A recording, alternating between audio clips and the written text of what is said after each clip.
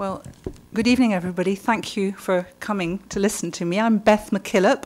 I've come from London to speak to you tonight, and it's a great pleasure both to be here and to work with this exhibition curated by Karen Smith.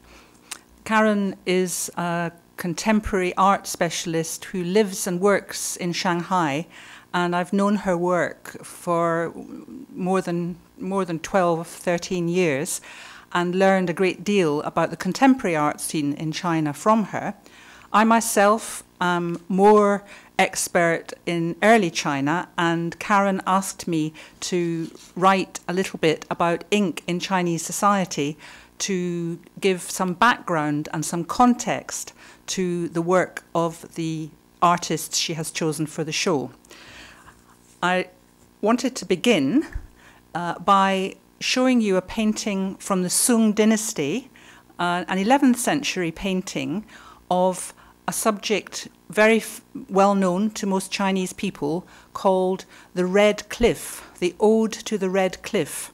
And this painting is inspired by a poem by Su Shi, one of China's great Sung dynasty poets, in which he tells the story of an outing with some friends on the Yangtze River. Su Shi had been sent into exile. His mood was rather sad and low, and this ink painting on a white background very well reflects the kind of bleak and austere world in which he lived far from the capital in a difficult time in China's past. But what we see here is a crane flying above the boat in which the poet and his two friends are sailing on the river. And the crane is, in fact, a mystical spirit in disguise who has come in a dream to call out to Su Shi and almost to frighten him in the middle of his riverside moonlit walk. This is a fantastic, over 900-year-old painting in which ink has been applied to paper in different densities and in different wetnesses, giving this modulated and very, very wide range of expressive power to the medium. You can see it's a very typical Chinese scroll which goes across from right to left, and which perhaps I'm not going to be very successful at doing. I shan't linger on it, but you're lucky to be able to see this scroll, which is in the Nelson Atkins Museum in Kansas in the United States, and you can find it through the Google Arts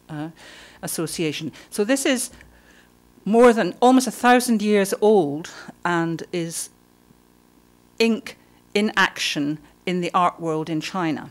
But ink has been around in China much longer than 1,000 years, and ink is a constant in China's cultural encyclopedic world. Ink is one of the 4 treasures of the scholar's studio. These 4 treasures, ink, inkstone, brush, and paper, are the constant companions of a Chinese gentleman. I'd like to read you what a Sung dynasty scholar said on the subject of the 4 treasures of the studio, and talking about how delightful it is at one's neat desk to have these 4 things at one's side, giving one comfort and pleasure.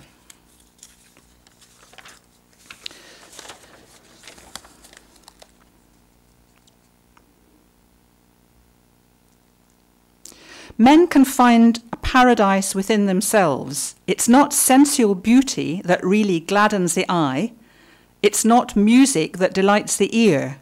It's because they're aware of this that the old men of former generations used to collect excellent specimens of calligraphy and superior paintings, antique lutes and old ink slabs. Sitting by the bright window at one's neat desk, one arranges cherished antiques, one burns a little incense, and enjoys the refined expression of an elegant guest. Occasionally, one takes out a wonderful scroll by an ancient master. One enjoys calligraphy, landscapes. Lovingly handling bronze bells, tripods, one obtains a close view of the glory of the past. Ink slabs remind one of bubbling mountain springs.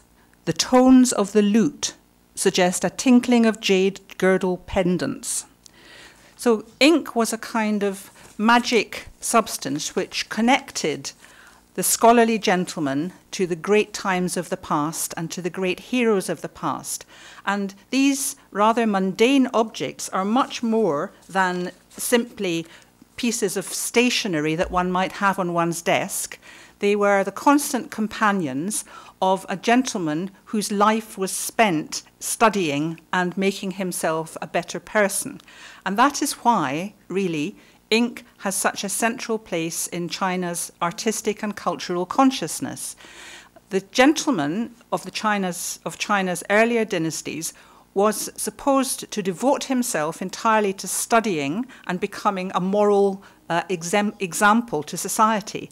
Through the use of books, writing, paper, and ink, he could fulfill that mission in life. And that's why ink, among all the Chinese antiquities and among all the Chinese objects that one finds, has a very constant place. Here's ink in use, wetted on the inkstone and carefully written with the pen on paper. Ink cakes, which we're going to talk about in some detail in the course of this lecture, became collectible objects. They became desirable and very, very expensive. And by the time of about the Ming dynasty, round about 1600 AD, there was a whole market in fancy ink cakes, which people bought out of catalogues and compared and traded. There were shops which sold solid ink, and there were design books for such ink. What you see on the screen here is a design for two sides of a square ink slab. On one side is a plant design, and on the other side is the corresponding calligraphic poem. And here is the ink cake, which was actually made following that design. Here's another ink cake made this time to a circular mold and showing a design of a pine tree. And here is a similar design book for ink cakes, which was made around this time, around 1600 AD. Now, this story of these late Ming period, 1600 AD catalogues of ink cakes became very famous in China because the two authors of the two books were rival businessmen. This chap here, this man, was called Mr. Chung, and he put out a beautiful and colour-printed catalogue of his ink cake designs as a riposte to his younger rival, who we saw earlier, who had been his student and then rather arrogantly published a catalogue of ink case designs before his master did. The two people quarrelled and also apparently had a rivalry over a lady friend, and they became well known throughout China as the rivals Mr. Fang and Mr. Chung, and their ink book models are still famous today and still much collected. So quite often in various collections and auctions, one finds ink cakes which are said to be by this man Chung, such as this one here, or this one by Mr. Fang, and in many cases they turn out to be 19th or 20th century copies, because so great is the fame of Fang and Chung. So there are the two ink cake makers. But in my discussions with Karen about this exhibition, I really talked about what she wanted to try to make sense of modern Chinese artists' interest in ink, and what is it about their work which tells us anything about ink. And in some cases, of course, it's quite obvious and one sees the ink on the paper and one understands what they're doing. In other cases, it's a spirit or a kind of atmosphere or an allusion to a kind of cultural world. And Karen felt that my idea of talking about the physical qualities of ink and the very long-standing, very detailed processes by which ink is made might give some kind of counterpoint to the rather rarefied and intellectual world of the contemporary practicing artist. The ink on which their work is based is a physical product which comes out of the earth and is manufactured with extreme care and precision using methods which we believe have changed little for over 2,000 years. You see here a work, again, of the Ming dynasty of around 1600 by an author called Sun Yingxing, and the work is known in English as The Creations of Heaven and Earth. It's a technical manual, and China was a great place for encyclopedias and records of how things were done, how things were made. This particular book, the Records of Heaven and Earth, shows you everything from how to mine for ore, how to make paper, how to smelt iron ore, all kinds of things. And here you can see how you make soot in a kind of hut to make large quantities of ink. And these are craftspeople working beside a pine tree. Take note, because pine trees are extremely important in the making of soot, or making of ink, and pine is thought to produce the best and finest inks.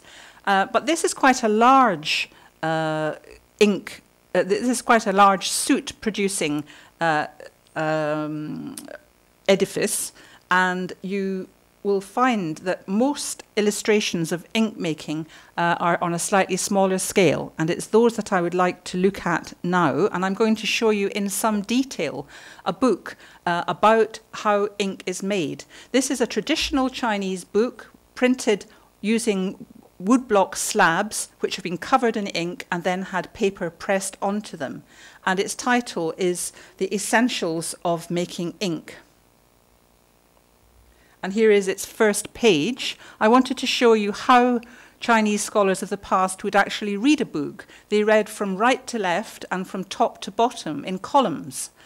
So the short column at my extreme, closest to me, is the title, then the author, and then the section title. But today we're not going to spend a lot of time reading Chinese. We're going to, and that's a wood block which shows you how the text is carved on a plank of wood. It's in this picture. It's been highlighted to help you to see it, but it's in relief on the plank of wood, and then the wood itself is inked, and then it's transferred onto the page by the page being pressed down onto the wood block. So this book, called The Essentials of Ink Making, takes us through, stage by stage, the craftsman's processes in putting the ink together. And the very first thing that happens is that the wood needed to burn to be made into ash is gathered. This is a work in the very normal style of illustrated Chinese fiction or technical books of the pre-modern period. They are attractive to look at, very linear, because again woodblock printed and very clear to see, and they were gathered up across the country several times and included in imperial collections of literature, which is why that they have survived. In the different regions of the country, in the different local libraries, they didn't always survive so well, but at intervals, the court in the capital would send agents out to gather up all the works of literature that it could find and then put them into collections. And that is what happened to this manual of ink making, and that is how it survived until modern times. It's also, I should note, one of the first books which ever came to Western eyes about ink making, as it was translated into French in the late 19th century. So here we are with our workmen who are gathering together pieces of wood ready to be put into a cauldron. And I don't know if I have a pointer, do I? Maybe not. But you can see, excuse me, here's the cauldron being stoked with the wood for making ash. In order to collect the soot which is needed to make the ink, it's necessary to gather it in little containers. So the workman would put the ink into what they call lamps, which are little bowls like that, and then they would capture the ink in these cones. So again, let me see. These are little cones which were used to catch catch the soot as it burned off the flame. Thank you. Perfect. You can use this one. So yeah, there's the cones which gather the soot, and there's a whole hierarchy of quality. The best ink comes from the finest soot, which is furthest away from the flame. These cones are carefully made, and the burning material which produces the soot is also carefully prepared. It's a kind of straw which is cut into evenly lengthed pieces and gathered up, ready to be fed into the oven. And there is the pile of the straw being pushed into the little cauldron.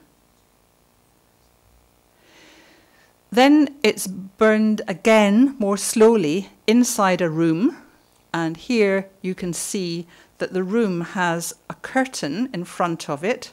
This is because they would burn it very, very slowly in an enclosed space and make it as fine as possible. The next thing that they would do would be to take the cones containing the soot and begin to gather the material into larger vats. And here you can see them tipping the cones out into the vats, like so. And then, that being done, comes the question of how do you make the soot adhere to the paper or silk with which on which you're going to write. Obviously, ink as the medium of writing needs to stick to whatever it's going to be received by. And the way in which that was done was by adding an animal-based glue into the soot and making a kind of paste in that way. So here you can see some kind of animal material. It could be deer horn, or it could be some other horn, being prepared for addition into the ink pot. And then the young boys, who are recognizable by these little bunches in which their hair is kept, they're the more junior members of the team. They are grinding the glue material, the adhesives, in a mortar and pestle. Now, the author of this work was a man called Shen Ji-sun, and he lived in the city of Suzhou, one of the great literary centers of China, a city not too far from Shanghai, where many cultivated men, poets and authors, officials, painters, hailed from. And you can see in the illustrations he's chosen to give to his work that the scenery is one of South China. It's very lush, it's very fluid, There's plenty of waterways, and the greenery and the scenery are very evocative of South China.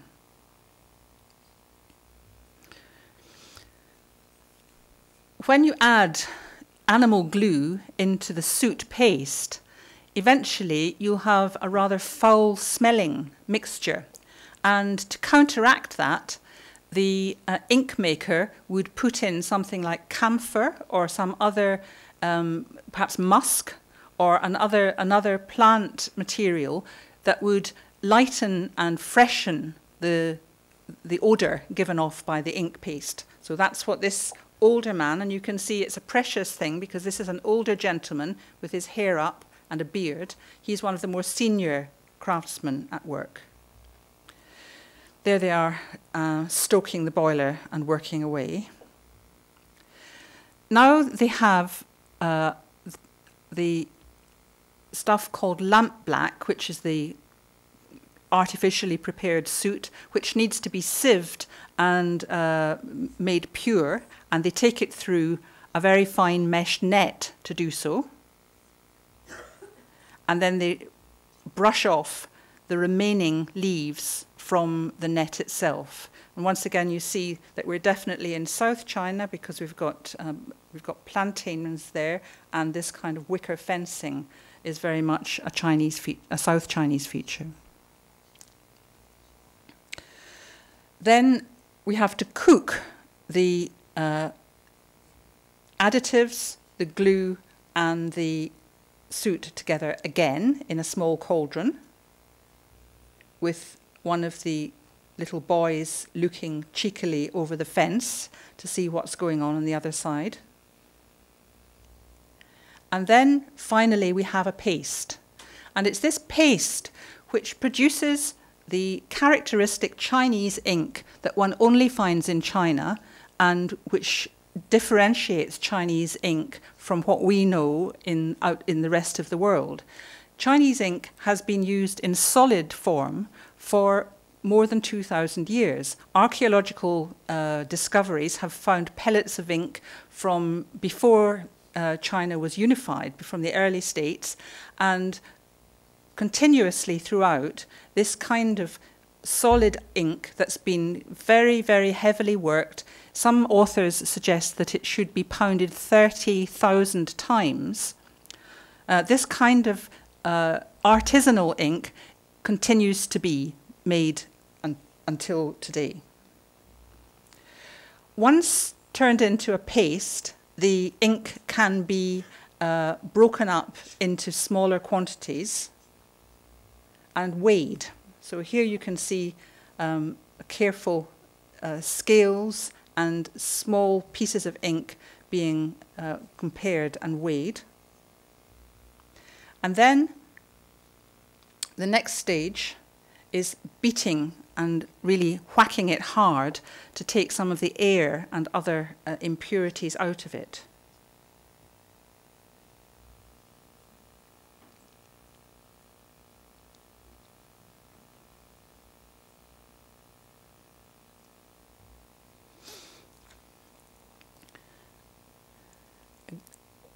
After the further beating, there's more kneading, almost like making bread, on a flat surface,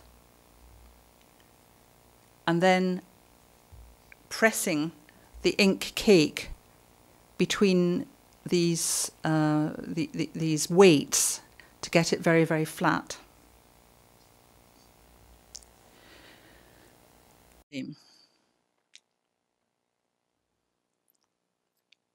Further rolling,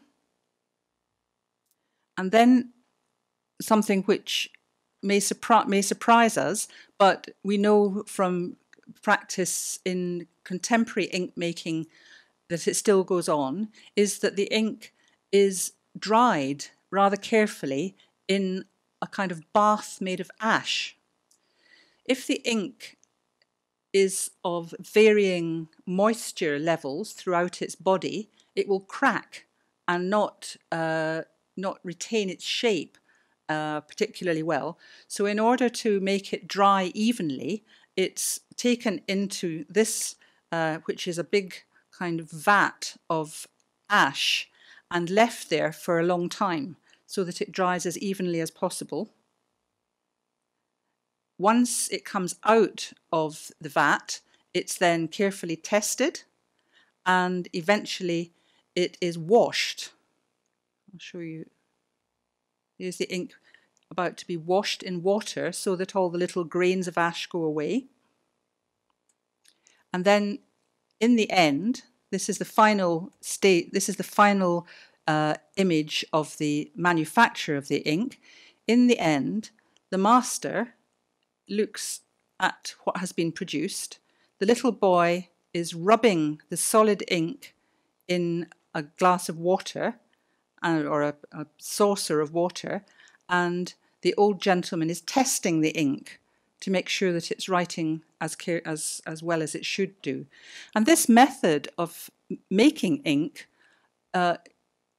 is often described in the literature as well-known and not worthy of description. But in fact, it's a particularly meticulous and detailed way of producing solid ink, which has been steady. The first account of it that we have goes back to the Tang dynasty, so the 7th and 8th centuries AD. This pictures that I've shown you are of the Ming, and still today, particularly in the province of Anhui, to the north of Shanghai, there are traditional ink makers working for the fancy ink cake market, which continues to be a specialist area of ink consumption in East Asia. Not only in China, but also in Korea and Japan, the practice of calligraphy remains a very central part of the education of a traditional Confucian person. Through one's use of the brush and through one's calligraphic style, one is thought to demonstrate one's character and personality. And the practice of calligraphy is very popular and very widespread. And so this kind of fancy ink, which was collected by scholar gentlemen in imperial China, still has a market and still is being produced in China.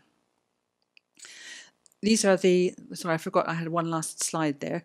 These are the molds into which the ink cake is pressed to make the shapes which might appeal to connoisseurs and collectors. Some of these connoisseurs and collectors would pay very, very high prices for an ink cake, and they made it clear that they were collecting for their shelves and for competitive purposes with their rivals rather than for use. So ink moved away from being a utilitarian object and became a kind of fancy status symbol. And for that, it would have designs and pictures upon it.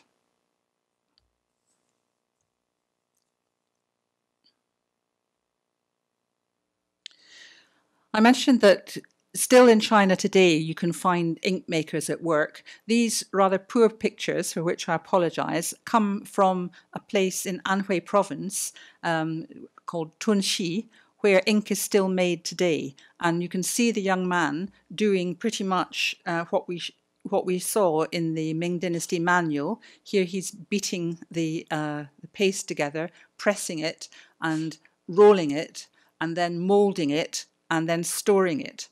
Now, ink which has been made in this way, if it's correctly stored, can survive for hundreds of years. And in museum collections, one finds ink which is 400 or 500 years old, and which, if it's used and has water added to it, will still produce a very good colour today.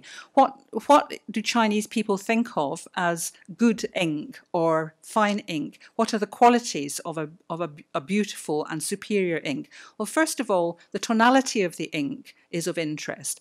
The more dense the colour, the more lustrous the appearance, the better the ink is thought to be. And the recipes used by ink makers were very, very closely guarded secrets. And the exact amount of glue or the exact amount of aromatics that were used were kept pretty close to the company's chest. But also, people liked ink for different purposes. Some inks are better for variation, for the kind of painting effects that we saw at the beginning of the lecture. But also, some inks might be used for copying out Holy Scriptures, in which case evenness and exact tone matching throughout would be wanted. You don't want to show areas where the ink is fading, where you've been hurrying along with your writing. You show respect by keeping a very steady and uniform appearance to your writing in that kind of situation. I wanted to show you a couple of fancy ink sticks, which we never really look at in the West, I guess. They are a kind of taste that seems to live inside the Chinese world, and one which many people will never have seen before. But these were highly sought after objects, and the court had a particular department which looked out for fine craftsmanship in all kinds of manufacturing around the country, including ink making. So if a particular company or a particular craftsman became famous and attracted attention, he could be summoned to Peking, to Beijing, and asked to make ink for the court. That's exactly what happened to the maker of this piece, who, as you see, has produced a very fancy ink stick. It's about, I think it's about 24 centimeters in length, this piece, with a dragon pattern and a nice calligraphic inscription on it. I'm sorry, again, the slide is, the photograph isn't all that beautiful, a black and white photograph, but I think it shows you quite how three-dimensional and sculptural the ink can be. And here's another piece, in this case made by a studio called the Three Rarities, the Sanxitang, the Three Rarities, again with a dragon design and an interesting outline. And both of these pieces are in the collection of the Metropolitan Museum in New York, which has a large group of imperial inkstones that were commissioned by a 19th century emperor and then eventually sold somehow in the 20th century. This kind of thing is much appreciated by Chinese art collectors and attracts a very, very high price in the market. Now, coming towards the end of my lecture, I wanted to talk a little about ink in painting, and I wanted to show you this wonderful landscape by a Sung Dynasty artist called Mi Yo-ren. And Mi Yo-ren is very widely admired in China. He's the son of an even more famous painter called Mi Fu.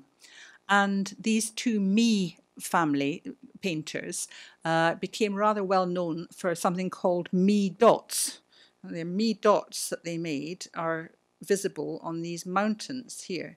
This painting is also in the Metropolitan Museum in New York, and it's got the wonderful title of Misty Mountains, which I think sums it up. You might be puzzled by all these red seals around the painting. That's just a Chinese collecting custom of adding an owner's seal onto the painting when it passes through your collection. And again, it's just one of these culturally different things. To many Western eyes, to my eyes, it's rather intrusive and it interrupts the unity of the composition, but that's what happens in China. Anyway, the Mi family were both the father and son were both very, very distinguished painters, and this particular horizontal scroll is really an example of how less is more when painting with ink, simply through the use of greater or lesser saturation and the amount of wateriness in the brush strokes, you can achieve these extraordinarily complex and evocative effects of distance and of particularly the very moist feeling that one has in South China. Before these two brothers, some of the Sung paintings had always been rather austere, rather monumental mountain scenes. But with them, the sense of clouds in the landscape and a saturated atmosphere became very much the prominent thing.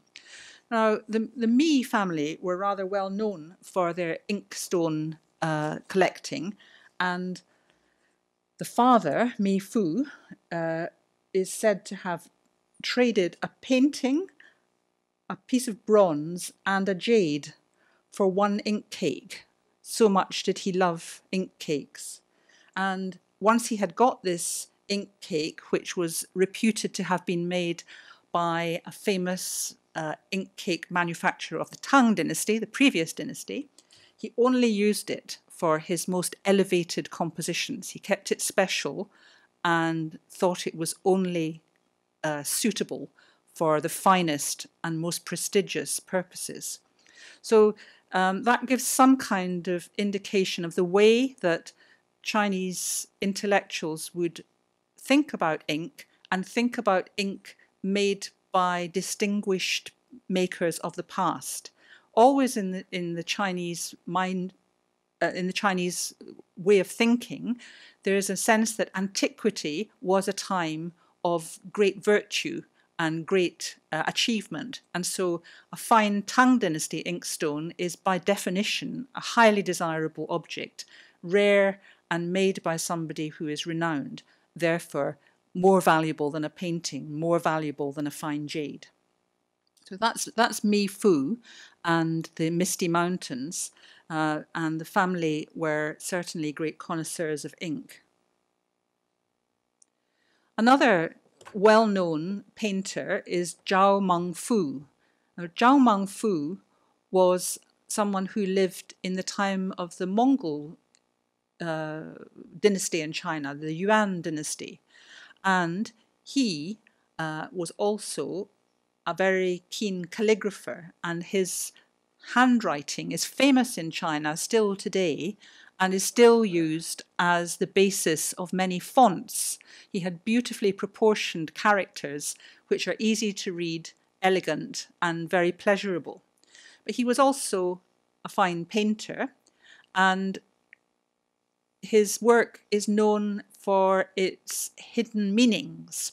And this particular painting of a horse and groom has all kinds of secret messages relating to Zhao Mengfu's attitude to the Mongol dynasty which ruled China during his lifetime. This was a time when China was ruled by an outside dynasty, and many native Chinese people were very loyal to the previous dynasty, the Sung. And so in talking about horses, in the kind of order in which the groom and the horse sit together, there is thought to be a hidden sense that one could put the empire into order in a better way in future. But Zhao Mengfu, being a calligrapher, is another interesting person to think about in terms of ink. He wrote that in the following terms about ink. He said, "It's as impossible for a good calligrapher to write with poor ink as it is for a fine horse to race on a bog." So he knows very well that a calligrapher needs excellent ink in order to reach the highest level of production.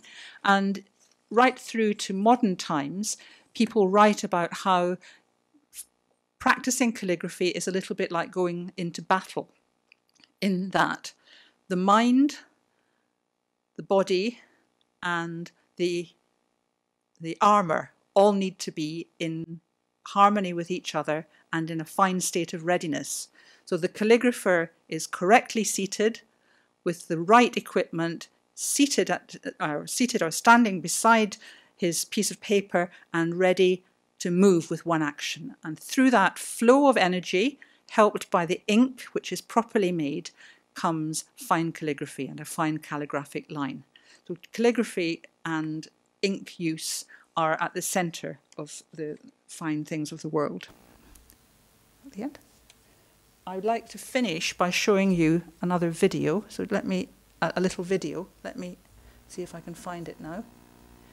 This video has sound, and I'm hoping that we're going to hear it, and shows you a little bit about how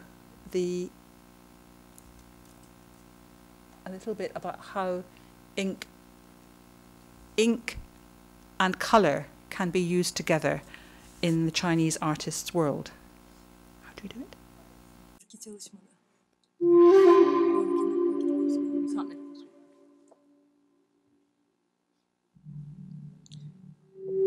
This is a painting of ladies measuring silk that is being copied.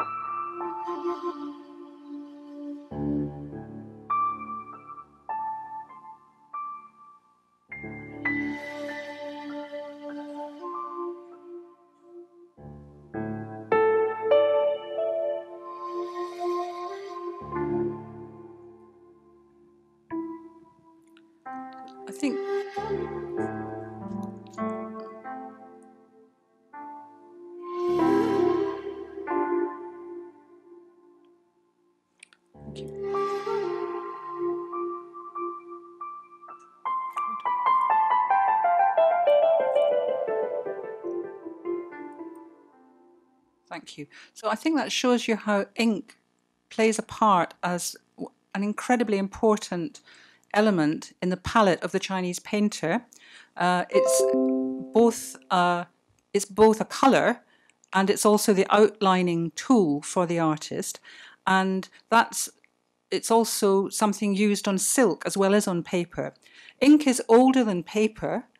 Before paper existed, ink was applied onto strips of bamboo, which were written on in times before paper had been invented in China. But ink and paper are undoubtedly a marriage made in heaven, and they have contributed to much of the success of Chinese civilization.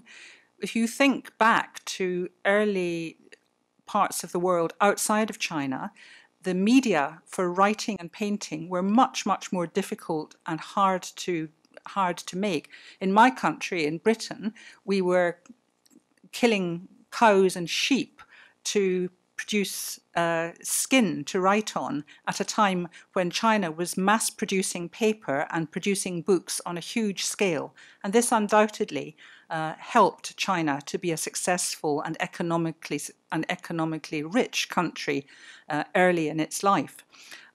Ink is all over China. It's absolutely everywhere. Some people even think that it's a medicine which will make you feel better. But it's used for printing, for painting, it's used on paper, it's used on silk, and it's used by these extraordinary artists that we've seen upstairs today in a variety of ways. It carries with it the atmosphere of the scholar's studio and the educated gentleman of old China. And for that reason, it still has a great deal of potency in modern China.